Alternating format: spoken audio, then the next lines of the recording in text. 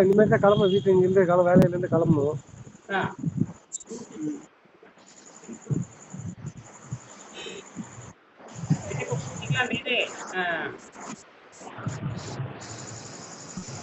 வணக்கம் ஐயா. வணக்கம் ஐயா.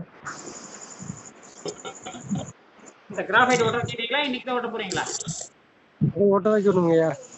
போயிட்டு ஓட்டி இந்த 2-3 நாள்ல ஒட்டிடுவோம். வந்துட்டு வச்சிருக்கேன். போய் செட் பண்ணி வச்சுட்டா வேலை முடிஞ்சு போச்சு. அதெல்லாம் 2 நிமிஷத்துல ஒட்டிடலாம். ஐயா. மேக்ஸிமம் நாள் ஓட்டிடலாம். வந்துட்டு எத்தனை மணிக்கு 10 மணிக்கு வந்துடுவீங்களா இரவு? 10-10:30 ஆயிடும் ஐயா வீட்டுக்கு போறதுக்கு. காலையில் எத்தனை மணிக்கு கிளம்புறீங்க? காலைல ஒரு 8 மணிக்கெல்லாம் கிளம்புவேன். ஓ, பகல் நேரம். இப்போ இரவு நேரம், இப்போ பகல் நேரம் வந்துட்டீங்களா? பகல்ல இப்போ இரவு நேரம் எது கிடையாது. முடிஞ்சு போச்சா ஃபினிஷிங் அந்த மாதிரி தான் போயிட்டு இருக்கு. சரி கிளம்பிடுவோம். சரி, இந்த கிராஃபைட்டு அப்படி என்ன இன்னைக்கு எல்லாம் போட்டுருக்கேன். கிராஃபைட்டோட பண்புகளை படிச்சு பார்த்தீங்கன்னா ஒரு நிமிஷம் பேசலாமே, வேலையை இருக்கா? இல்லை பேசலாம். ஒரு 10 நிமிஷம் பேசலாம்.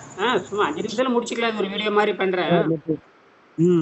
அதான் நீங்க அந்த இது கூட ஒரு அறிவியல் கட்டுரை. ஆமா, கட்டுரைன்னு பார்க்கல. அது டைம் படிக்கிறதுக்கு வந்துட்டு வீட்டுக்கு போய் தான் படிக்கணும்.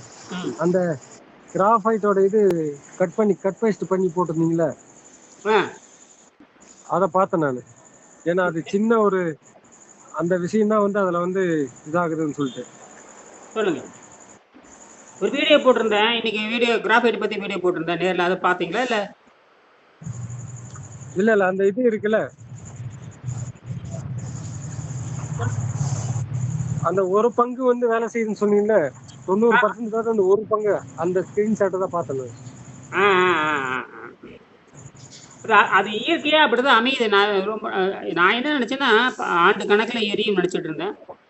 அப்படித்தான் நான் கணக்கு போட்டேன். ஏன்னா இயற்கையாகவே அது அப்படி சொல்லி, ஆனா ரொம்ப மைனூட்டான கதிர்வீச்சு தான் இருக்கு அதுல. இதுல இந்த கிராஃபைட்ல அது வந்து படகோட்டியாட நடந்துட்டு இருக்குது. அது யுரேனியம் மாதிரி யுரேனியம் புளூட்டோனியம் அப்படிங்கிற மாதிரி இல்லை. ஆனால் அதை அந்த நினைச்சிட்டு நான் ஒட்ட வைச்சேன். அதுக்கப்புறம் தான் ஆனா வந்து இதெல்லாம் மிகப்பெரிய பொருட்கள் உண்டாகும். அதுல நல்லா தெரியுது. கிராஃபைட்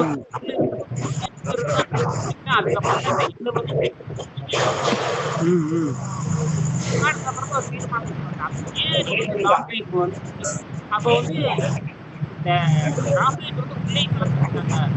எல்லா பேட்டரிக்கும் கட்டாயம் கிராஃபைட் கிராஃபைட் பவுடர் இருக்கும். அந்த கிராஃபைட் பவுடர் வந்து இது வெளியே இருக்கிற கிராஃபைட் குச்சியோடு தொடர்பு செய்யுது. வெளியே இருக்கிற கிராஃபைட் குச்சி இருக்கு இல்லையா, அந்த கிராஃபைட் வாடோடு உள்ளே இருக்கிற கிராஃபைட் பவுடர் அது போக உள்ள வந்து 2-3 ரசாயன கலவை இருக்குது. அதாவது potassium hydroxide, manganese di oxide, zinc, இதெல்லாம் சேர்த்து ஒரு வேதியியல் தூண்டல் தருது. அந்த வேதியியல் குடிச்சுக்கிட்டு அந்த வேதியியலை பார்த்துட்டு வெளியே இருக்கிற குச்சி புரியுதுங்களா?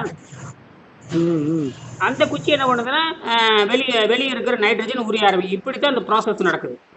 ஆகினால நாளைக்கு வந்து ஒரு பெரிய ப்ராஜெக்டை செய்யணும்னா உள்ள கட்டாயம் வந்து பேட்டரிக்குள்ள கிராஃபைட் பொடி இருக்கலாம், தோரியம் இருக்கலாம், கிராஃபைட் பவுடர், தோரியம் பவுடர், அப்புறம் சோடியம், இதெல்லாம் சோடியம் சிலிக்கா கூட ஒரு மணல் ஏதாவது நம்ம அதெல்லாம் வந்து கண்டுபிடிக்கலாம். இப்போ நீங்க அதெல்லாம் உண்மைதான். அப்ப இந்த உள்ளேயே அதாவது மின்கலம் அந்த பேட்டரிக்குள்ளேயும் கிராஃபைட் பொடி இருக்குது, தோரியம் பொடி இருக்குது. இதெல்லாம் வச்சு எதிர்காலத்தில் பில்ட் பண்ணலாம்.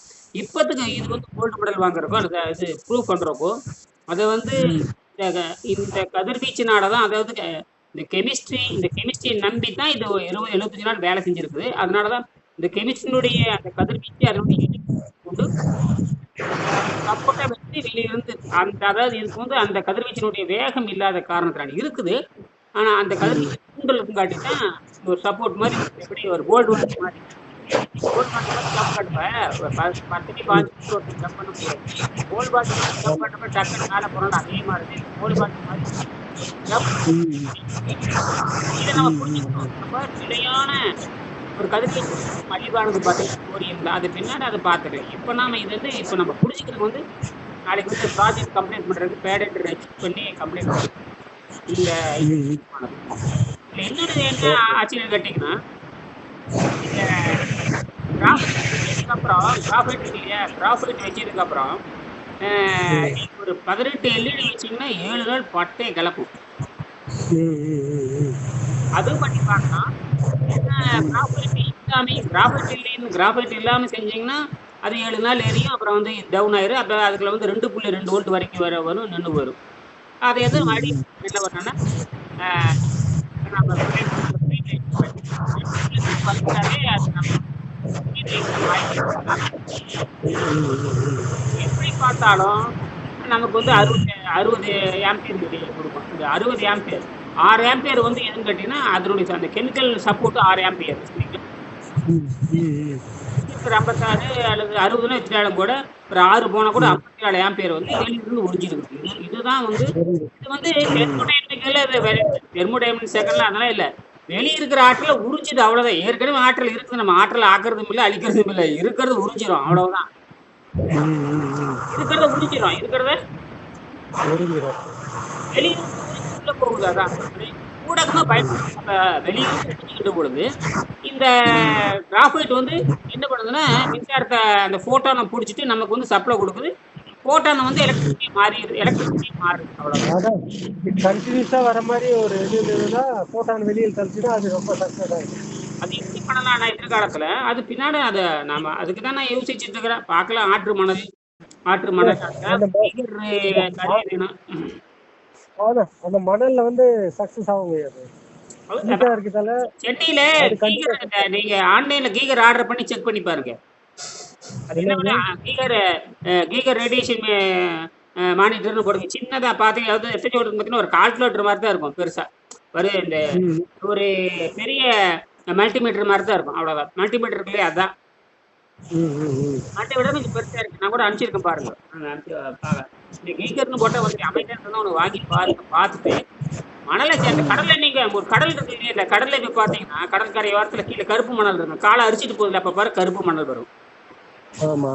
பீச்சுக்கு போனீங்கன்னா கால் அரிக்குது பாருங்க. அரிச்சிட்டு போனது அப்புறம் கருப்பு மணல் இருக்கும். அதை எடுத்து கொஞ்சம் கையில் எடுத்து அது காந்த ம், செக் பண்ணி பாருங்க. அதை ம். சரிங்க. நம்ம அது பார்க்கலாம். அப்புறம் மழை நீர் ஓய்வு இருந்துச்சு ரேடியேஷன் வருதுன்னு பார்க்கணும்.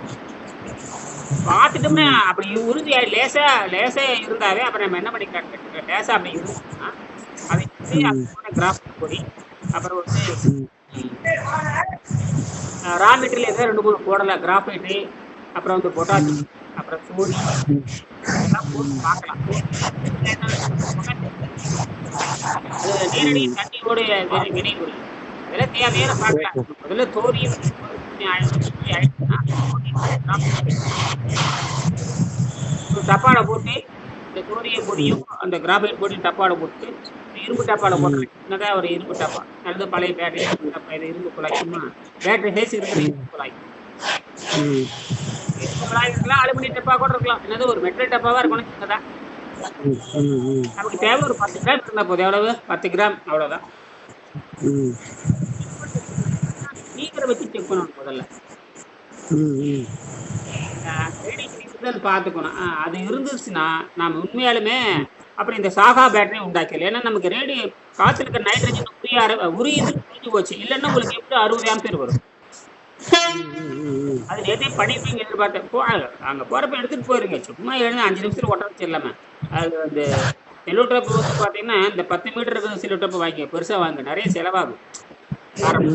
பார்த்தா உறுதியில ஒரு சின்ன 5 ரூபா செல்லோ டேப் வாங்கலாம்.